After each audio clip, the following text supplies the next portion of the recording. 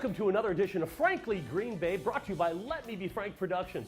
Get your laugh on with Frank. Got one of my old friends here. He's called the Trumpet Man. Ladies and gentlemen, Mr. David Tappa. Welcome to another edition of Frankly Green Bay. Got my old buddy Dave Tappa. How you doing, brother? Great, Frank. How are you? The Trumpet Man. First of all, I want to start. How did we first meet? Do you remember? You know, it was back in the day, as they say. Yeah. It was the sports corner. Yep. And I was doing karaoke downstairs. Yep. This was the very beginning of Frank's Dinner Theater. You're upstairs. I believe Pat McCurdy and yourself.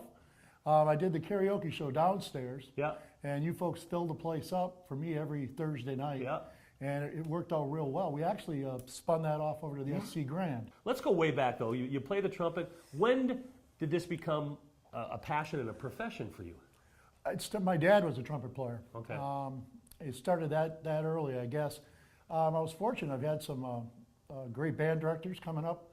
Alloway Middle School. Yes, and Bob Searing. Bob Searing the legend. was my first. Was my first band director, and but I went to East. You went to Provo.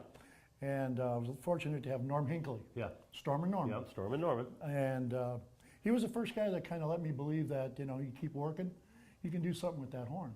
And push came to shove, kept playing, and went to school on a half scholarship down at Oshkosh. Studied there with Al Butcher, and good fortune, timing's everything. Yeah. There was a new jazz director at the time. His name was Alan Johnson. He had just come off the road with Maynard Ferguson. Wow! And he was a section player with Maynard. So I was coming in at the right time. Yeah.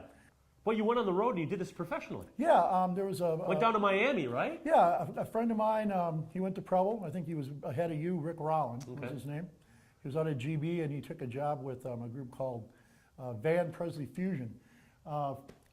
Van Presley followed Sonny Turner with the Platters. So it was the New World Platters. Okay. And he spun off in Vegas, would have been, gosh, the early 80s with Van Presley. Okay. It was a 9-piece group, and 2 trumpets, trombone, 2 saxes, full rhythm section. And he did all the old 50s, 60s stuff. What is David doing? Tell me about all the different events you're doing. Well, I was fortunate enough to get married to the woman I loved in college, the lady that I left to go on the road. Okay. And she found me on social media, which I'm not a big player in. But, I mean, at that point, she had done all the stuff with me, traveled to all these drum corps shows, and starting a 501c3 called the Jim Ott Brass Ensemble. And I saw you quite a bit out by Lambeau. Yep. We created chapters in Chicago, Madison, Green Bay, and Columbus, Ohio. I had about 85 horns. DCI, Drum Corps International, you either know about it or you don't know anything. I do. Yep. And so they put together a senior show at Lucas Oil Field in 2015. Wow. We went down with 80 horns from California. We had 2 chapters out there. Somebody else ran those. And we won the thing.